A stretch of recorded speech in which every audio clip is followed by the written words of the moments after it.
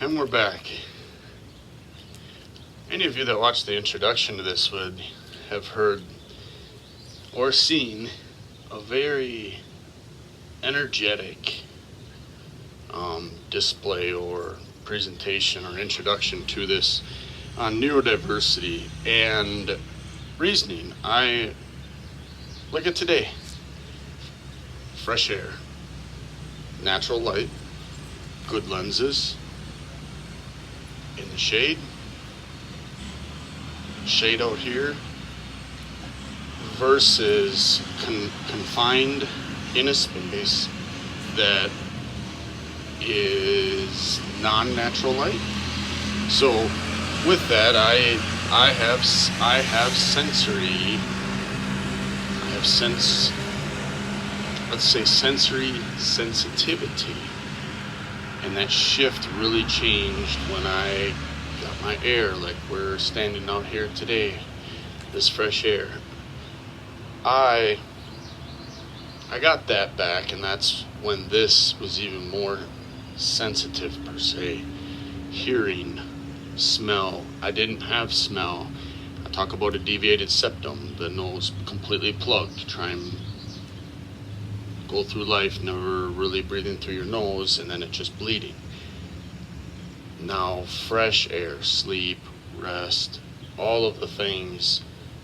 And with that neurosensitivity shift, learning through therapy, education, my son's ADA success program, his teachers, being able to understand not just my own but my son's, and with that, the neurodiversity aspect of it that we look at today. And in that neurodiversity, what this, and I didn't display in the other one, or the introduction, right here it says, neurodiversity, the range of differences in the brain function and behavioral presentation, which contributes to part of the population, embraces and encourages differences, inclusion and accommodations, provide needed support over a cure. For some, there is no cure. There are therapy, medicine, things we can do based on what we've learned. That's education, what we learn from. In that family, we studied autism. But with it, we have autism, ADHD, dyslexia, OCD, bipolar, ADD, gifted, and more. And I say more because, in our generation right now, we're understanding autism and some of these others, but at the same time, more. Well, more was, eventually these kind of, mom and dad, more. What does more mean? I guess depending on the neuro, or however we become to understand the neuro dysfunction or sensitivity, it'll help us understand maybe what each one of those will do. And I wanted to go through these. This is just one that says crush autism. It says, I don't have ADHD. Oh my God, cookies. I had that distraction before the oxygen. I still get distracted, but based on my sensories usually, not just fight or flight, nervous system, a whole mess. Not sure how I made it that far. But let's move on to these. Dyslexia, it's not a condition, it's a learning style. I've become very well to learn this one and understand it and the creativity that comes along with it. Some of it's displayed here. I have COD. It's like OCD, but all the letters are in alphabetical order, as they should be. All right, wait a minute here. All right, let's skip it. We'll keep moving. I hate being bipolar. It's awesome. One to the other, there's a mix. There's kind of an idea display. So I wanted to display and try and best communicate why the other one, believe me, my neuro is way up when I was presenting And when it's up that high, it's harder, or you don't feel necessarily the pain in areas that you normally feel, because it can be from brain stimulating doing a project. It can be from, like being around things that stimulate it unknowingly. Especially imagine, if you're the kid that goes into a grocery store in the 90s, 2000s, and you're just instantly eyes wide open and everything, and you just kind of freeze, and it's almost like, wow. I remember that, but because of this fight or flight, it was just kind of onto the next. So that's the best way I can give a introduction into this. Sorry.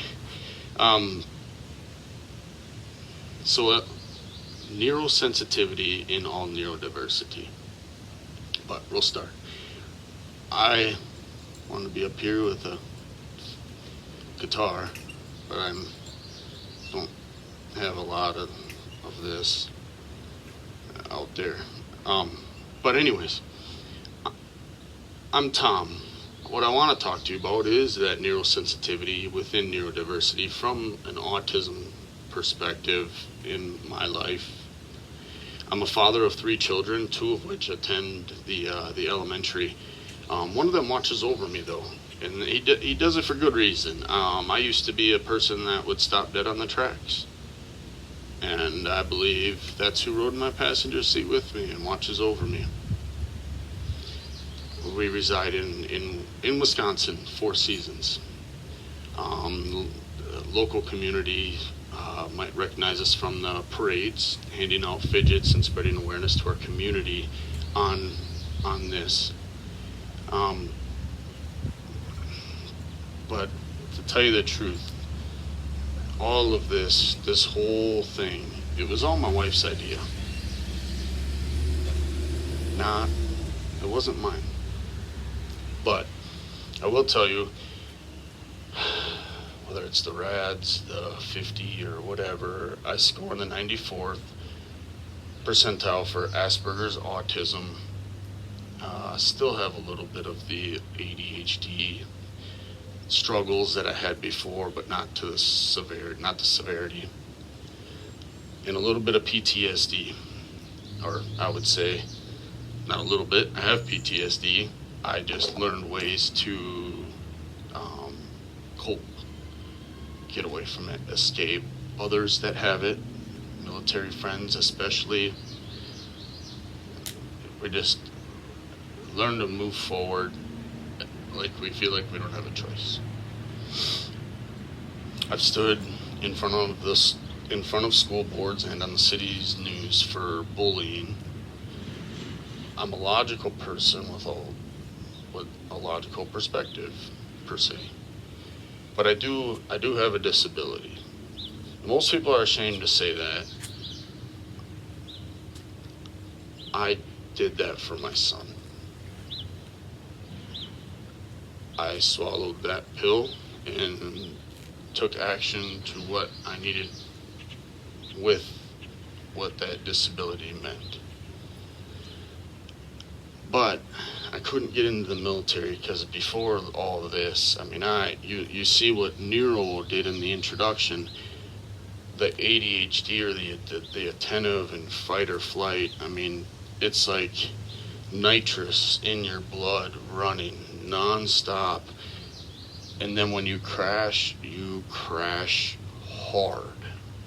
So 20-minute naps for another 7 hours worth of work does work with that. It's not healthy. It's not good. But I couldn't get into the military because I couldn't stand still at that pace. Now we all stand together with autism, understanding it, PTSD, as I think 38 to 40% of people on the spectrum have PTSD. And the PTSD, it could be from military, it could be for a childhood past. I buried a child in my past. I've got understanding it and how to cope with it, or finding the tools to cope with it.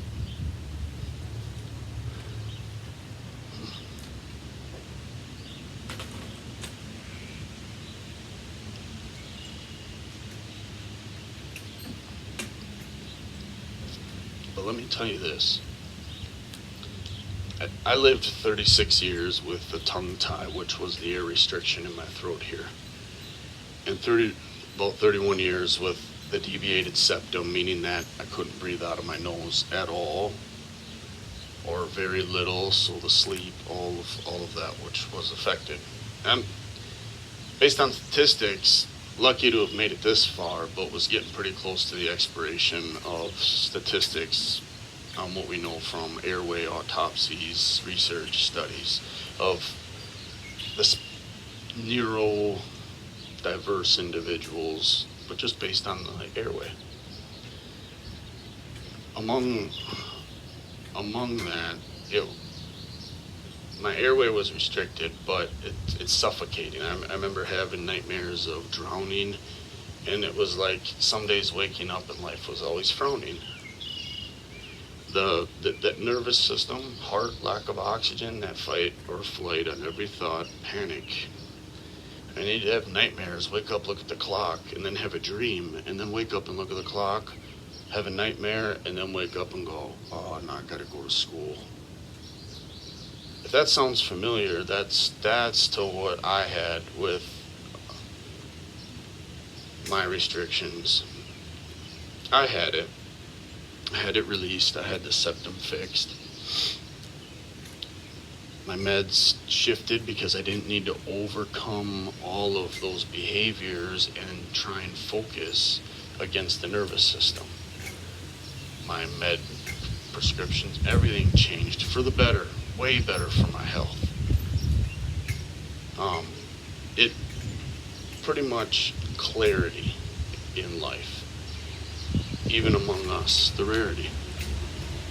I have no more teeth grinding.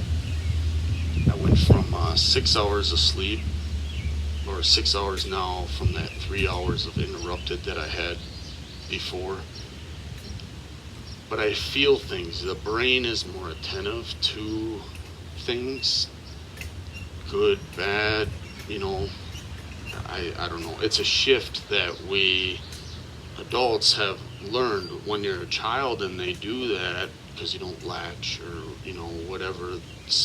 whatever airway restriction, because there's a whole bunch of tissue that can pull in every direction to move that airway. The Breathe Institute, you can read, I had the tongue tie and a septum, but there is so much more that those guys, therapy, myotherapy, there's so much more that they see in the mouth. I'm just telling you what I had done and what we as a few have experienced or seen in regards to that. But I feel things. In the dead of winter up here, let's say 0 degrees, I was crashing a nerve, and in order to fix it, we put a full metal arm bar from here to here on that whole ulnar bone. So it's a big old plate, and it's got 6 big, to me, jack screws. They go core to the bone, but when I walk outside and it's 0, that whole Neuro, and it's like brain freeze. That doesn't make me a dad hero for my kids. I also, in order to fix this, got a 5 or 6 millimeter magnet in my nose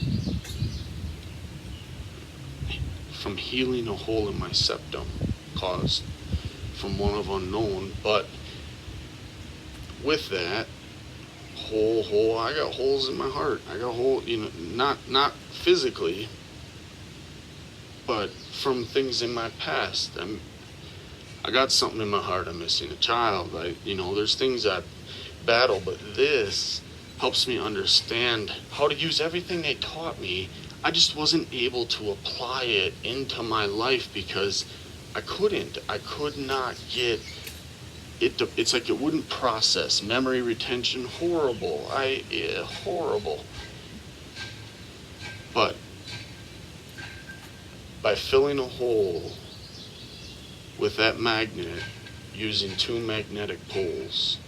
I have pins in the shoulders and bones. Had I known not to push boulders with these bad shoulders, there would be no spine to whine, there would be no broken bones or pins with grains. I don't feel from that. I feel from that sensory like the mosquito. I'm the guy that always felt like there was a mosquito because his hair was moving and he'd scratch. You're always slapping yourself. Well, shave it off, I guess. It worked. Don't do it anymore. Things I've learned. But from that, it's kind of, nothing really registers until you hit that nerve, and that nerve is sensitive. So it's like sensitive nerve, nothing muscular or tendons or anything, and my medical surgeries and injuries show that. And then there's the sensory. I've had to learn the hard way, and not necessarily by choice every time, but there are some things I did choose to do. And these piercings. Anybody like piercings? I do. As you can see, I've actually removed a lot of them. Surgeries, taking all that stuff out. MRIs. I gotta go through a process to get the magnet out to do an MRI or any of that kind of stuff. But piercings, they're easy to get pulled from, and I assure you, my kids have had fun. They have. But how much fun do you think it is to get through airport security? You know, that machine that's the 3D see-through all?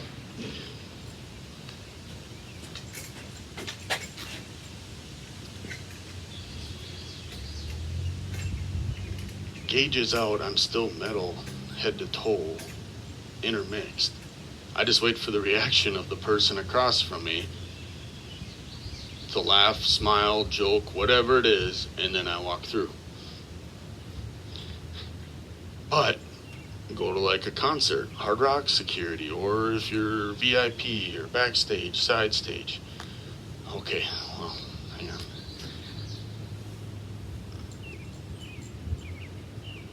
I mean, I'm not good at drawing. I don't have much of an imagination, but this has happened enough times. Okay, turn, sir. And the bar, I count how often it's silent.